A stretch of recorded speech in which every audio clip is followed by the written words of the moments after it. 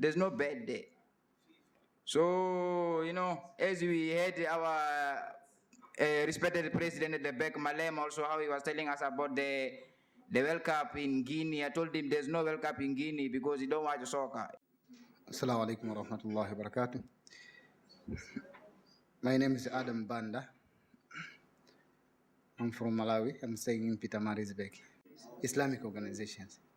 Alhamdulillah Rabbil Alameen wa salatu wa salamu ala Sayyidina Muhammadin sallallahu alayhi wa sallam wa ala alihi wa ashabi ajma'in. Amma ba'd. My father. Alhamdulillah, my father is... I was born in 1985, but that time my father was separated with my mother. But the stories before what was happening, that he married my mother as a second wife. Then when she was pregnant of us, alhamdulillah, now she separated her. She divorced her. When I was born, when we were born, because we were twins, when we were born, alhamdulillah, his parents was trying to come our house. Alhamdulillah, he was just helping through the our grandfathers and mothers, or those who are his father and his mother. Alhamdulillah, he was trying also for himself to try in the best to do that, whatever he was trying to help us. By his own, alhamdulillah, he was trying also to help our village. He was... My father, actually, the problem which he got before is that when we were born, that time he told our grandfather, his father, our grandfather, which is his father, he told him that those are not my children, so you must not go there. After that, then when I tried to grow up, then we grew up with some other fathers. Sayyed marriage.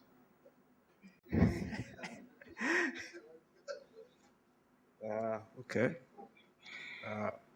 Alhamdulillah, all praise is due to Allah. Blessings upon the Prophet Muhammad sallallahu alaihi wasallam and his companions and his house, and also marriage.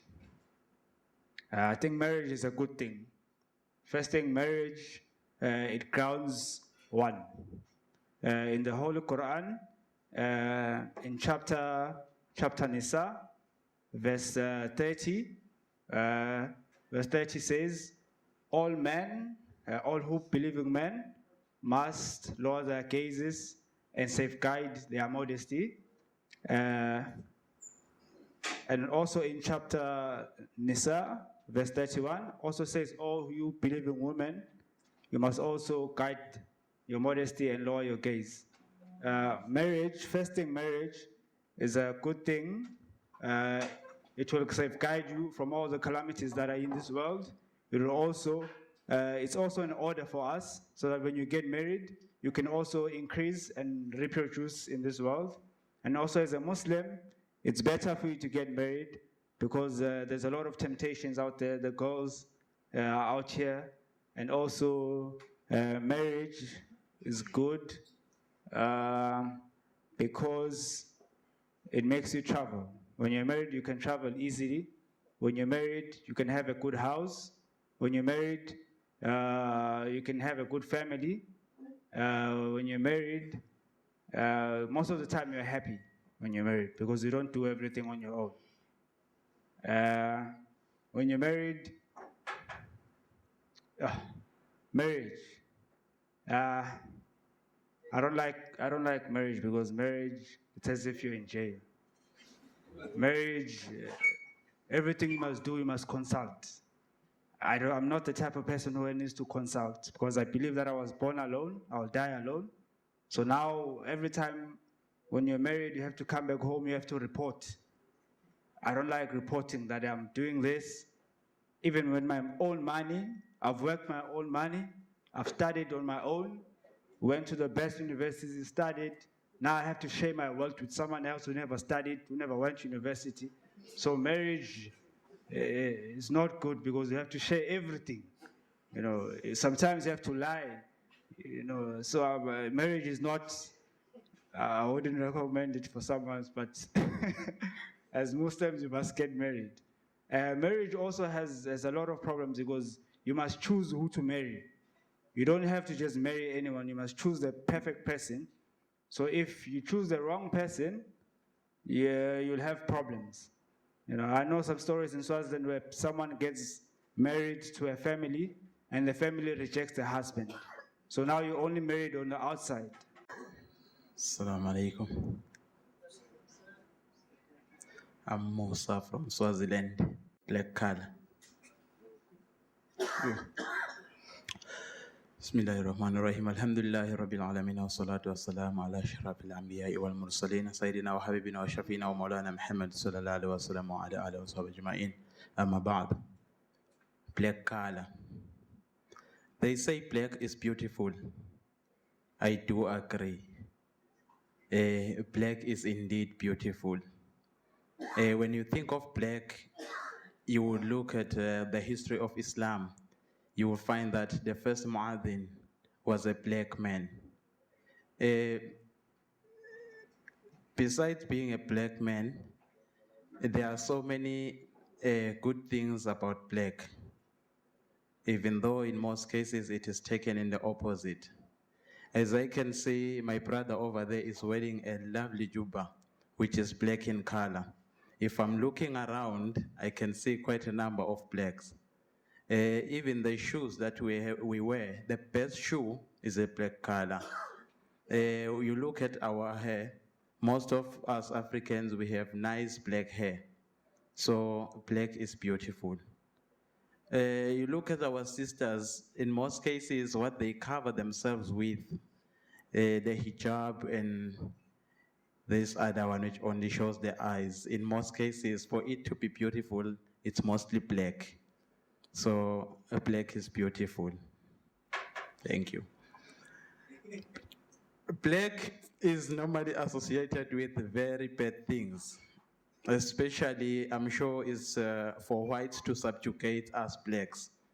They call us black, but when I look at all of you, none of you is black. You can see brown, chocolate, all sorts of colors close to brown.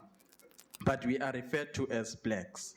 When you look at a car, it's nice and beautiful inside. It can be any color, but what will be rolling on the ground should be black. So that gives us the impression that whites always step on us because no matter how beautiful the car is, it has to roll on black tires. If you look at a black cat, some people will associate it to some kind of evil. If you do anything that is not nice, like witchcraft, they will call it black magic. So everything black is mostly associated with some kind of evil. If you do something to someone, they will call it blackmail.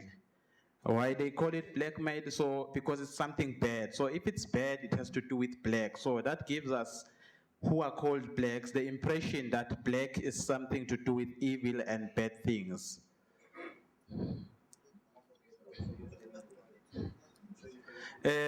If you involve in this kind of businesses whereby you sell unauthorized stuff, then they will say you are involved in some kind of black market. Jazakallah. Assalamu alaikum wa rahmatullahi wa barakatuh. Assalamu alaikum wa rahmatullahi. My name is Dawood.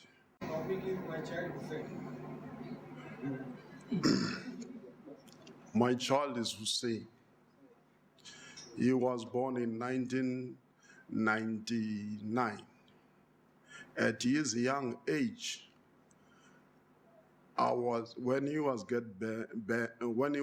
born in King Edward Hospital, his mother he get scissors from King Edward Hospital. I was up and down that time looking for to go and see them there in the hospital. When I went there, alhamdulillah, I see the child, it was good, it was healthy. His mother was sick and weak. At that time, I was working as a security guard. I try by all means to look after my family, but I try to look after her. I try to look after the child. There was a date to come out from the hospital. I take them back home. I hired the taxi. The boy was strong, looking healthy. I started, he grown up, he go to preschool in Durban, Anjuman. He do his grade R, he do very well, and I take him out, he go to Juma Masjid. When he went to Juma Masjid, he started there in Juma Masjid until grade 3, Juma Masjid was closed down. We was looking to other school, the Islamic school, because my children, I want them to attend the Islamic school. We meet one sheikh, he said there is a... Speak for your child, not to give the story in the positive aspect. Yes, he was doing well in Juma Masjid. One day, he takes something on the computer in school. The teacher, he wrote for me the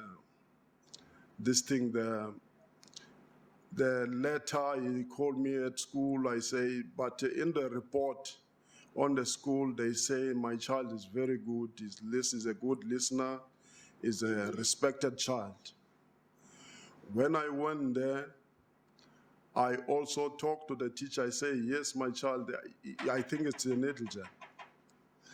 One of the bad things he did, he used to take my money when I put the wallet on the table.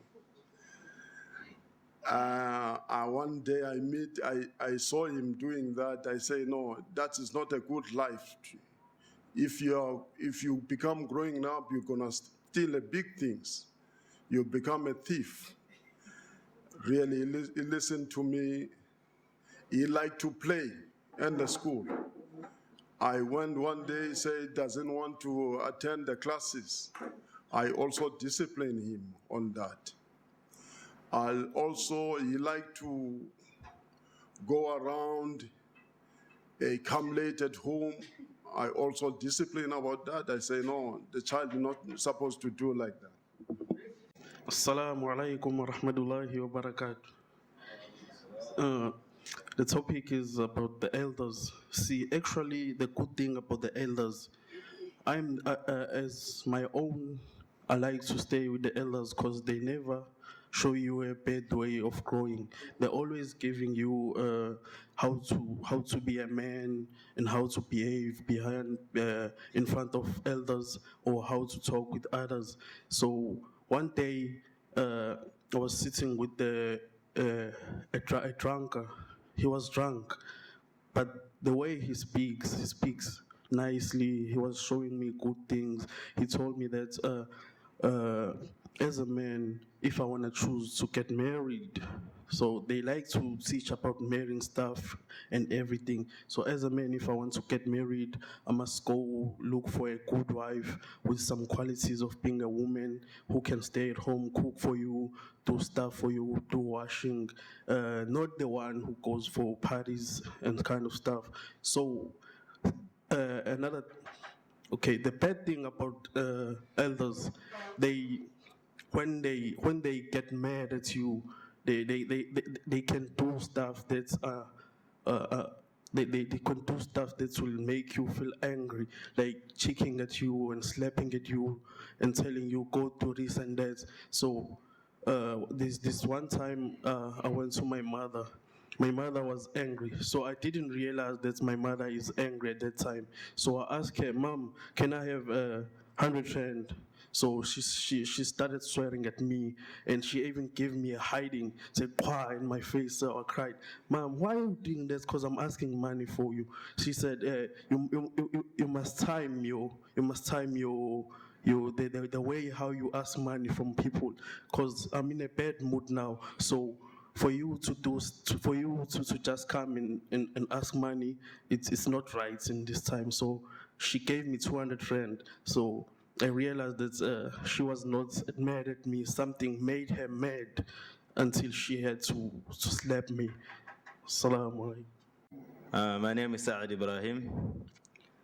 I'm from Pretoria, but currently I'm living in Pumalanga, in Leslie. بسم الله الرحمن الرحيم الحمد لله رب العالمين والصلاة والسلام على أشرف الأنبياء والمرسلين سيدنا محمد وعلى آله وصحبه وبارك وسلم أما بعد. My topic is Dr. Shuaib. The good things about Dr. Shuaib is that alhamdulillah, he left his country, India, and he came here to come and share us his knowledge. He came to teach us how to make da'wah. He came here to actually educate us and train us how to become good da'is. And alhamdulillah, even though we are not fulfilling all his tasks, but alhamdulillah, he's very soft with us, is very kind with us. That is a good teacher. He's showing us that how to be a good person. Always we have to be a good person. We have to take good qualities from him, alhamdulillah. And also when he is talking, alhamdulillah, he is actually clarifying the things and also explaining. Okay, now the bedside of Sheikh Dr. Shuaib is that he's asking us actually, he's giving us too much actually tasks. Sometimes we cannot be able to memorize. So sometimes we go home, and when we reach home, actually we don't get time to even relax. We are always thinking that, tomorrow he wants his work, he wants his task, we have to give him. So all those kind of things, they are making us also to feel like maybe he's a bad person. So, and also, some other, the other thing is that we wanted to hear about the African and traditional things about the Africans, and we never heard about that. So that is the one thing that is making me actually to feel like he's a bad person. And also, he's giving us a small break. You want actually a long break. So that is also one of the things that also it's making us to feel like. Jazakumullah khairan. Assalamu alaikum. Assalamu alaikum. My name is Amina. I'm going to talk about the clocks. The advantages of the clocks is that they protect us from the vultures, because out there are vultures, people who are always looking around. So when we are wearing the clocks, we are looking respected, and they cannot see how we are, because sometimes when you are walking in the streets, you find maybe a lady wearing a short skirt, and you'll find a man looking like this, wow. And when you are wearing a cloak, a man cannot say that, because he knows that he cannot see what is inside you unless he's approaching to you or maybe proposing to you and you are accepting the proposal. So I'm gonna say that the clothes are very respectful clothes, and through Allah he sees us as a very respectful person, because when he looks at us, he sees we cover our clothes, our bodies, and we are looking very respectful.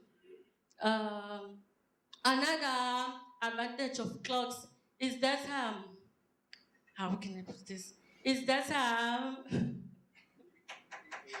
okay? This advantages of clothes is that when sometimes when it's very hot outside, we are always have to wear those clothes, because it's like a tradition to wear them. Sometimes you are walking on the streets, a person look at you, and sometimes you find that persons, they like to tell some things, give some things about your clothes. You are wearing some black stuff. What is it? Why you are wearing these things? But I find this that's him.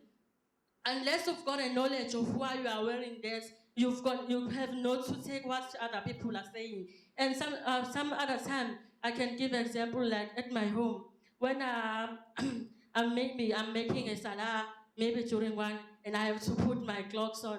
And sometimes I will have to find that my parents are gonna say, why are you always putting that black clothes on you? Why? Can't you pray? Assalamu alaikum. My name is Mohammed from Pushupstin.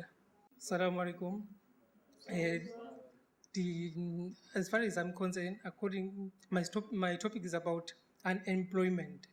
The disadvantage of the advantage of unemployment.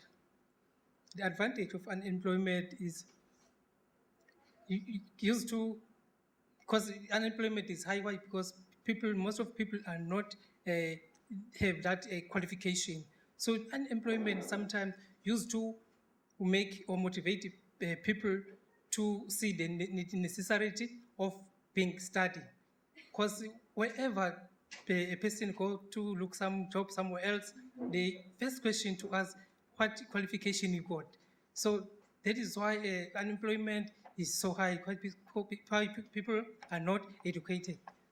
It is advantage of unemployment used to people to make them to see the necessity of education. That's why people are not employed. Some of them, lot of them, why? Because they not have that qualification. The disadvantage of unemployment is that, as you see nowadays, a lot of crime are taking place all over the world. Why? Because people are not working. Why? Because of they're needing some job. Why? That is why crime are so high. So the advantage of crime is that some people used to smoke a dagga, so they're gonna have that brave to commit suicide. Some of them look job all over and they didn't find a job. No, said people used to commit themselves. Assalamu alaikum. Alhamdulillah, Pikrul Rahman Rahim. IPCI. IPCI, I think it's a good company. Is it a company? IPCI is good because now it hosted the Honorable Doctor, which teaches us just a huge information which will change our lives, spiritual lives and natural, and we'll continue doing the dua at a certain level. Even in France, they will receive a high position of a dua because we have our sister there who is coming in France. So IPCI is very good because we have our brothers there who are coming from Swaziland. So IPCI is helping even Swaziland because those who are coming in Swaziland, they will go there back at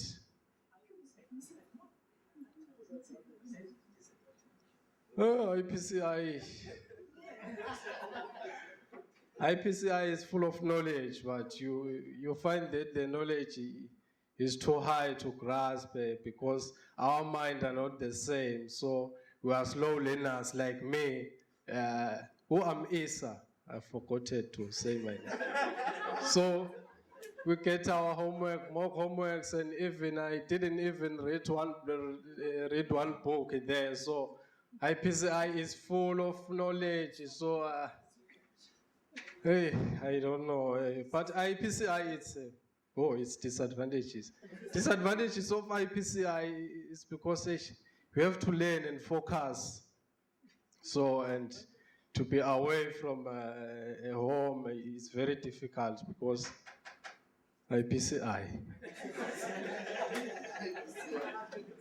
I don't have a topic, so I will let you choose. Your topic is Paris. Paris. Okay. So I start now? Yes, start. Paris is a beautiful city. It's very old. There are a lot of monuments to visit. There is a lot of museums, so if you enjoy culture, you can have a good time there. It's clean. The food is quite good. The weather is okay. The transportation system is also good. It's not too far from pretty much any major cities in Europe, 1 hour flight. A lot of two locals companies, so you can go pretty much anywhere for a few bucks. What else? There are a lot of people coming from different countries. What else can I say? That's all. There are many events that are organized there. You can go to the opera. There is a mosque that dates back from the 1920s. Also, Paris. I don't like Parisians. Parisians are very rude, very, very rude. And they don't have time. They are very stressed. It's so packed of people. Sometimes it can be dirty. People let their dogs have their needs on the street, so you can walk pretty much any time on something that you don't want to walk on from dogs. It's not as sunny as other countries, and they say that it's a country that is free, but there are many things you can't do. They tolerate pretty much anything, but if you want to just practice your own faith, if it goes against the fact that they don't have any belief, they will not authorize you to do it. So freedom is just a supposed freedom. It's not a real one. Abdurrahman from Zimbabwe and Malawi. Alhamdulillahi Rabbil Alameen.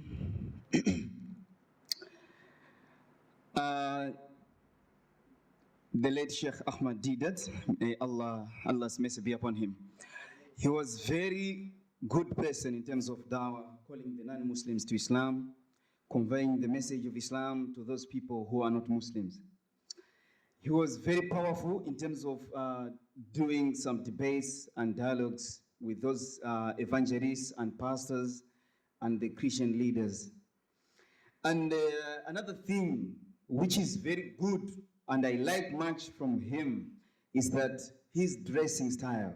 He used to dress in a very good way that you can be easy to see that this man is a Muslim, and he was not dressing, like to frighten the people, to touch the people, no, but simple, in a suit and a white shirt and a white topi, sometimes black and gray in terms of the cap.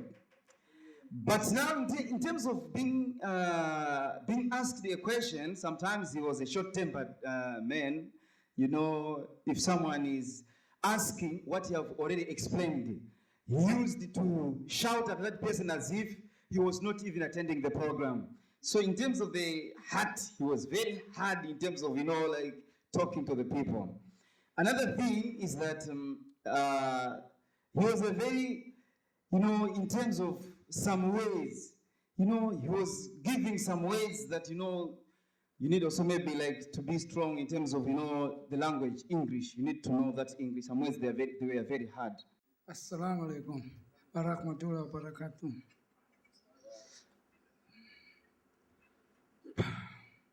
Shabir Pasha, what a gentleman. Kenya by Yisanim Pasha, Shabir Pasha, what a gentleman. Short surname, just like his height. Very hard-working person, very well-educated, Hafiz, but doesn't like to show people that he's a Hafiz. He knows his things when it comes to the Quran. He knows his dawah. I listened to him a lot in the radio. When I was in Durban, by the way, I used to listen to him all the time. He inspired me. I used to learn a lot from him. Dawah dynamics. Shabir Pasha is one of the people who was amongst the staff that's existing in IPCI, one of the people who have first worked at IPCI. And he's still around, and he's the manager of IPCI. He's not a dictator too. And he loves food, He loves nice food. Hey, he can eat. He prefers eating before Juma.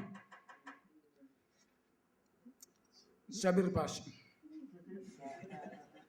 Shabir Pasha, alhamdulillah, supposed to be a nice person, but on the other hand, Joe, you phone him, he will never answer his phone. Especially if he knows the number, you will never answer your phone. You must hear you must only listen to him when he talks. it can be very, very, very pushy to Shabri Pasham. But most of the time when it's time to read Salah like Maghrib, you don't want to read. You make somebody else go read, but he's a Hafiz. I don't know why he's there. Always make Abdul Khalik go in front, and Abdul Khalik must read, and he's a Hafiz, and he's running away from that part. I don't know why. And Shabri Pasham, he's got his hand in a lot of things. He does a lot of things. So you can say his fingers are stuck in a whole lot of pies. He does a lot of things. Alhamdulillah Rabbil Alamin. والسلام على سيدنا محمد صلى الله عليه وآله وسلم. أعوذ بالله من الشيطان الرجيم. بسم الله الرحمن الرحيم. My topic today is traveling to study. There's many advantages to traveling with regard to traveling to study because I feel like it gives you many opportunities. I always believe that once you get into your comfort zone, you need to get out of it to actually be able to learn something. And alhamdulillah, I've had the opportunity to do this. Whenever you travel away from home, you're forced to learn new skills, you're forced to interact with new people, you're away from your own family, so you don't have the comfort and the love around you. You need to create new bonds, you need to make new friends. When you live with other people, people from different backgrounds, you learn a lot about their culture. You learn that when you stay in your house, you're very cooped up, whereas when you leave the house, you realize that there's so much more to this world. You're forced to travel on your own. You're forced to make it by yourself. And I feel like through meeting new people and through learning new things, it takes you a long way. You get to see a new place as well. Okay, the disadvantages to traveling, on the other hand, would be that for a female, it's a bit difficult because you need a mahram, and sometimes you don't always have that. Apart from that, be it male or female, when you leave the house and you go somewhere to study, it's very easy to get caught up in the place rather than your studies. So you can easily get distracted. Sometimes you make new friends and they may not be the best of company, but you don't realize it. You don't necessarily realize it. You don't always have the right guidance sometimes because you're away from your family, away from your parents who are usually there to show you the right way and to give you advice. As well as that, you sometimes find it a bit difficult with regard to transport because you have to learn an entire new place. You're alone in a city or in a different country, maybe. You sometimes find it difficult. At the same time, you need to be concerned about, apart from your fees for your studies, for example, you may have other expenses, whereas when you're at home, you don't have so many expenses because you have a roof over your head, you have food, you have a family to care for you. When you're alone, you need to worry about all of these things on your own. You need to be able to... Assalamu alaikum wa rahmatullahi wa barakatuh. Bismillahir rahmanir rahim. Alhamdulillah rabbil alamin. Assalatu wassalamu ala ashrafil anbiya wal mursalin wa ala alihi. Petronas Tower. Petronas is first oil and gas company in Malaysia, and I think it's the biggest company in Asia. I think so, but I don't know.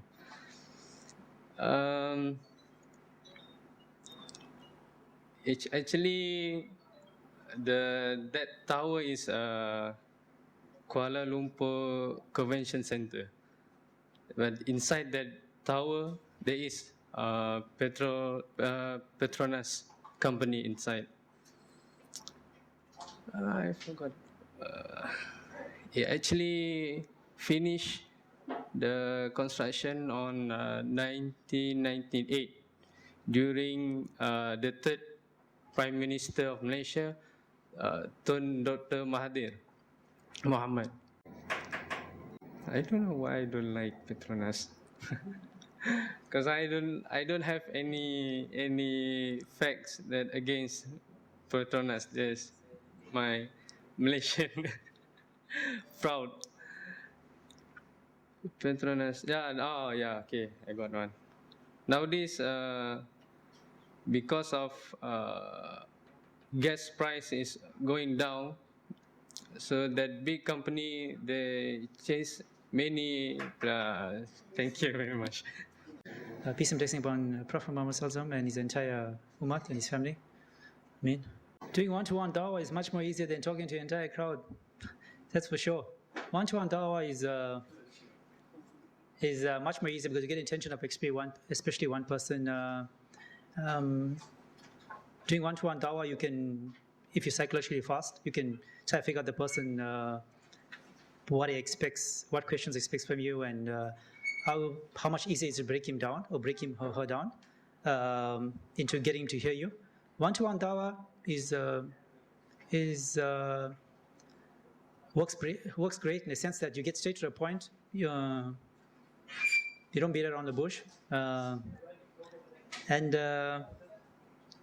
you get to know the person first. You get to know the person first. You get sociable with him.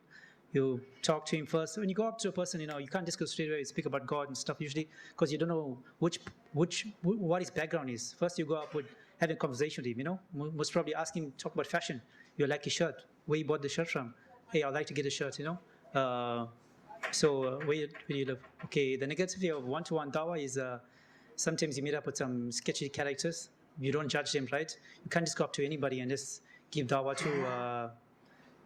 You get some really ignorant people that don't even want to listen to you. You get people that don't even care and don't want to even believe in God. So they couldn't care less about what you talk about. And then sometimes you also get people that seem interested and, but really, once they left you, it's like finish and done, it's over. They don't really want to consider Islam and stuff. But as a da'i, your duty is to give your message out, and inshallah, Allah Ta'ala will do the rest. Negativity,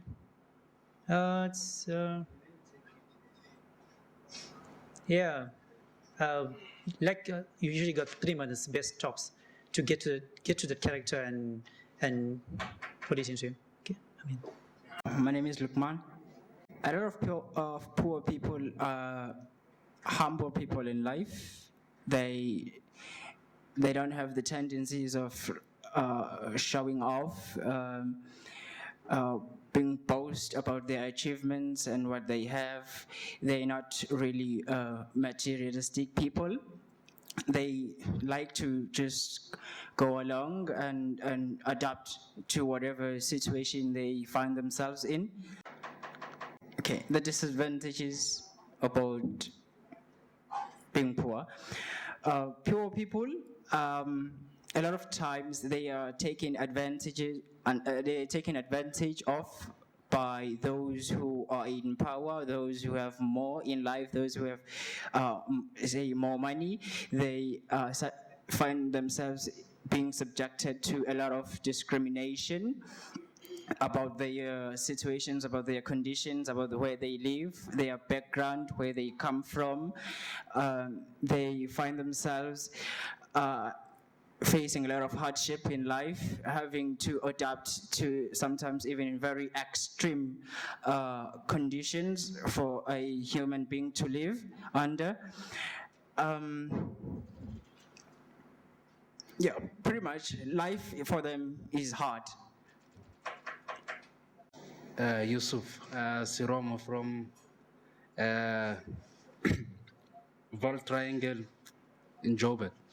EFF is a very good party which involves the empowerment of black people, for them to have full equipment and resources for equipping them in terms of economical issues and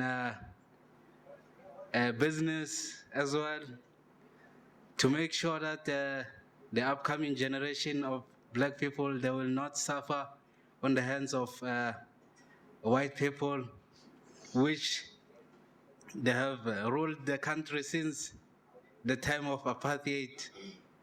So we hope in the future, Malema is trying to build the society to empower the black community around South Africa and as a large. What I don't like about Malema, he want to make our country like Zimbabwe. Our country won't have nothing, will become like Zimbabwe from the scratch. We're gonna have If the white people don't leave the country, then we're gonna suffer like Zimbabwe. Even we're gonna have to work hard in the fields of the farmers. So that will cause what you call slavery for the black people. After so long effort that our president has made Nelson Mandela to equip the country. So at the end of the day, what Malema is doing, he want to take us to 1,000 centuries back to live like the old people life. And now, as we know the use of that old century life, you are used of electricity. So electricity won't have electricity also, if Malema is going to take over. So we conclude here. وآخر دعوانا أن الحمد لله رب العالمين. Inshallah. We are the Muslim Ummah. Alhamdulillah, 1 in 5 people in the world is a Muslim. But have we considered that 4 out of 5 people may die without Islam? 4 out of 5 may never get the chance to read the glorious Holy Quran. Become a lifetime partner with the Islamic Propagation Center International Dawah Quran Project and help bring real solutions to the 4 out of 5 people searching for answers. By sponsoring a Holy Quran, you give the gift of life, real life. IPCI, Dawah Quran Project. It's time to get involved. Call IPCI now. IPCI, encircling the globe with the message of Islam.